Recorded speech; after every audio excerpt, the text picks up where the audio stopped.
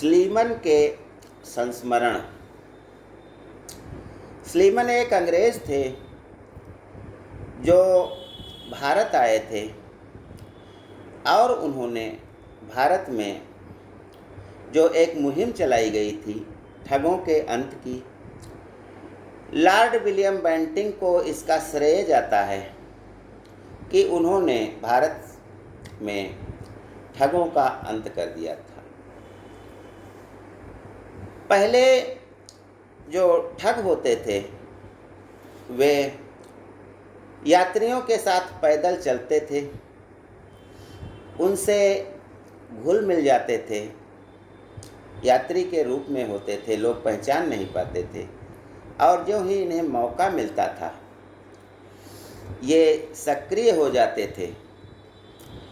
कुछ ठग इन्हीं के जो साथी थे वे आगे जा कर के कब्रें खोद देते थे, यानी दफनाने के लिए यात्रियों को। कब्र खोदी जा चुकी हैं और ये एक रुमाल से, जिसमें कुछ सिक्के होते थे, उनसे एकदम से हमला करके यात्रियों का गला घोंट देते थे और उन्हें जीवित या मरे हुए या अर्धमृत अवस्था में इन कब्रों में डाल करके ऊपर से मिट्टी डाल देते थे और सारा सामान लूट लेते थे। भारत में यह बहुत बड़ी समस्या थी जिसे समाप्त करने के लिए लॉर्ड विलियम बेंटिंक ने कदम उठाए और स्लीमन जो थे उन्होंने इसमें बहुत योगदान दिया और इस पर उन्होंने किताब लिखी, स्लीमन के संस्मरण, जिसमें ठगों का अंत किस प्रकार से, कैसे, कब कब किया गया, क्या क्या विधियां अपनाई गईं, वे सब वर्णित हैं। लेकिन प्रश्न यह है कि क्या ठगों का अंत हो चुका है? जी नहीं। समय के साथ जो जो हम विकास क्रम में आगे बढ़ रहे हैं, ठगी के तरीके भी बदल रहे हैं। अभी हम जब फ़ोन करते हैं तो हमें बताया जाता है कि OTP न दो किसी को, किसी के चक्कर में ना आओ, लोग ठग लेंगे आपको। लेकिन आजकल जो एक ठगी का नया तरीका चला है कि लोग कुछ पुराने सिक्के या पुराने नोट, ऐसे इन नोटों या सिक्कों का प्रचार किया जाता है कि यह तो लाखों रुपए में बिकेंगे। लेकिन ये सिक्के दुर्लभ नहीं होते हैं, यानी हम इन्हें यदि ध्यान दें तो 4-6 दिन में हमारे पास ऐसे सिक्के आ जाएंगे जिनका प्रचार किया जा रहा है कि यह बहुत ही कीमती सिक्के हैं। बाकायदा नंबर भी दिया जाता है कि इस नंबर पर आप फ़ोन करके अपने पुराने सिक्कों को बेच सकते हैं। हजारों लोग इनके जाल में, ऐसे ठगों के जाल में फंस चुके हैं। तो आइए ज्ञान गंगा के 3 पत्ती कार्यक्रम में हम देखते हैं कि ये ठग आखिर ये कैसे काम करते हैं और क्या प्रक्रिया अपनाते हैं। जब इनका YouTube या अन्य चैनल पर, अन्य ऐप पर कोई प्रचार देखते हैं लोग तो आकर्षित होते हैं कि मैं भी लखपति बन जाऊं। 5 पैसे, 10 पैसे, 5 रुपये, 10 रुपये के जो मेरे पास सिक्के हैं या 100-200 के नोट हैं, 100 रुपये, 500 के, तो इनको बेच दिया जाए तो हमें लाखों रुपए मिल जाएंगे। ऐसा लोगों में लालच आ जाता है। अब लालच की वजह से जब ये फ़ोन करते हैं, जो नंबर दिए होते हैं उन पे फ़ोन करते हैं, तो कहा जाता है कि आपके पास कितने सिक्के हैं। कोई कहता है 2 हैं, कोई कहता है 1 है, कोई कहता है 4 हैं। फिर कहा जाता है कि इनका फ़ोटो खींच करके भेजिए। आप फ़ोटो खींच करके जब भेजते हैं, अरे तब कहा जाता है यह तो बहुत ही आश्चर्यजनक है, आपको यह सिक्का कहाँ से मिला? यह तो अत्यंत ही दुर्लभ किस्म का सिक्का है। ऐसे सिक्के कितने हैं? अब वह व्यक्ति आसमान में सपने उसके पहुंच जाते हैं, तैरने लगता है, सोचता है मुझे तो लाखों रुपए मिल गए, यह तो बहुत दुर्लभ सिक्का है।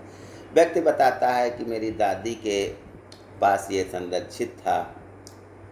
तब ठग कहते हैं कि इस बात को अन्य किसी भी पुरुष या पड़ोसी से या किसी से भी आप शेयर नहीं करेंगे। व्यक्ति पूछता है ऐसा क्या है? तो इसे बताया जाता है संबंधित व्यक्ति को ठगों द्वारा कि यह तो बहुत ही दुर्लभ सिक्का है या सिक्के हैं, तो यदि कोई जान जाएगा तो लूट ले जाएगा, हत्या भी कर सकता है इस सिक्के के लिए आपकी। अब जिसके पास सिक्का होता है या होते हैं, वो व्यक्ति बहुत अधिक प्रसन्न हो जाता है। वो कहता है कि ठीक है, तो मुझे ये सिक्के बेचने हैं। आपने जो है प्रचार किया था, तो मैंने आपको फ़ोन किया है, आप इनको खरीद लीजिए। अब ठग कहते हैं कि ये दोनों सिक्के जो दो हैं आपके पास, 5-5 रुपए के दुर्लभ सिक्के हैं, इन्हें 25 लाख में मैं खरीद लूँगा। व्यक्ति बहुत प्रसन्न होता है, क्योंकि उसे तो 10-20 हज़ार की उम्मीद थी, लेकिन अब जब सोचता है इन सिक्कों की कीमत तो 25 लाख है, और अगला कह भी रहा है कि मैं इन सिक्कों को 25 लाख में खरीद लूँगा। वह व्यक्ति खुश हो जाता है, तो कहता है कि ठीक है, आप ले लीजिए। अब ठगों द्वारा बताया जाता है कि आपको कलकत्ता आना पड़ेगा या बम्बई आना पड़ेगा इन्हें बेचने के लिए। यहीं आप आ जाइए सिक्कों को लेकर के, लेकिन सावधान रहिएगा, जोखिम भी हो सकता है, क्योंकि 25 लाख के सिक्के हैं, कोई भी लूट सकता है, किसी को मत बताना। अब इन जोखिमों से बचने के लिए सिक्के रखने वाला व्यक्ति कहता है कि आप ही खरीद लीजिए और आप ही यहाँ से ले जाइए, भले 1-2 लाख रुपए कम दे दीजिए। फ़ोन कट जाता है और ठग कहते हैं कि ठीक है, मैं अभी अपने कंपनी के बॉस से बात करके बताता हूँ आपसे। अब सिक्का जो बेचने वाला व्यक्ति है, जिसके पास सिक्के हैं, वह सोचता है कि अभी मेरे पास 25 लाख रुपए आ जाएंगे, लालच में आ जाता है। थोड़ी देर बाद ठगों का फ़ोन आता है कि ठीक है, बॉस ने सहमति व्यक्त कर दी है, तो 5 लाख रुपए हम आपको एडवांस भेज रहे हैं। ये बयाने के रूप में है कि आप किसी और व्यक्ति को सिक्के मत बेच दें। इसके लिए 5 लाख आप ले लीजिए एडवांस, और शीघ्र ही हमारा एजेंट जो है वो आएगा और आपको बाकी के बचे हुए 20 लाख रुपए दे करके सिक्का ले जाएगा। सिक्के वाला व्यक्ति अब विश्वास में आ जाता है कि 5 लाख तो उन्होंने बयाना का दे दिया है एडवांस। उससे कहा जाता है ठगों द्वारा कि आप आधार कार्ड भेज दीजिए, अपना पैन कार्ड भेज दिए, अपना खाता भेज दीजिए, सब कुछ भेज दीजिए। सब कुछ वो जानकारी ठग ले लेते हैं। फिर कहते हैं कि ठीक है, अभी पैसा आपके खाते में 5 लाख आ जाएगा, आप मोबाइल पे चेक कर लीजिएगा। जब व्यक्ति थोड़ी देर हो जाती है, चेक करता है, नहीं आता है, तभी ठगों का फिर फ़ोन आता है। कहा जाता है कि यह बहुत बड़ी रकम है, तो यह तुम्हारे खाते में नहीं जा पा रही है, और इसके लिए कुछ कंपनी के नियम हैं, कुछ कागजी कार्यवाही पूरी करनी पड़ती है। आपको हम 25 लाख दे रहे हैं, 5 लाख एडवांस दे रहे हैं, कुछ कागजी कार्यवाही की जानी है, तो इसके लिए आप 10,000 रुपये हमको भेज दीजिए। अब सिक्के वाला व्यक्ति कहता है कि आप उसी में से 10,000 काट लीजिए। तब ठगों द्वारा बताया जाता है कि कंपनी के भी कुछ नियम होते हैं, आप ऐसे समझ रहे हैं, कुछ डाटा भी जाता है, हड़काया भी जाता है। और वह व्यक्ति सोचता है कि ठीक है, ये कह रहे हैं तो मैं 10,000 भेज देता हूँ, और उनको विश्वास दिलाया जाता है कि अभी आपके खाते में 5 लाख आ जाएंगे। 10,000 रुपया ठगों के पास पहुँच जाता है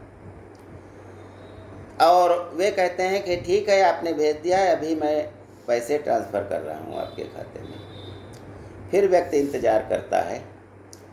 जब आधा घंटा हो जाता है, पैसे नहीं आते हैं, तो फिर ठग फ़ोन करते हैं उसे कि यह 5 लाख जो रुपया है, इसका जो इनकम टैक्स है वह पहले लिया जाएगा, तब खाते में आपके पैसे ट्रांसफ़र होंगे।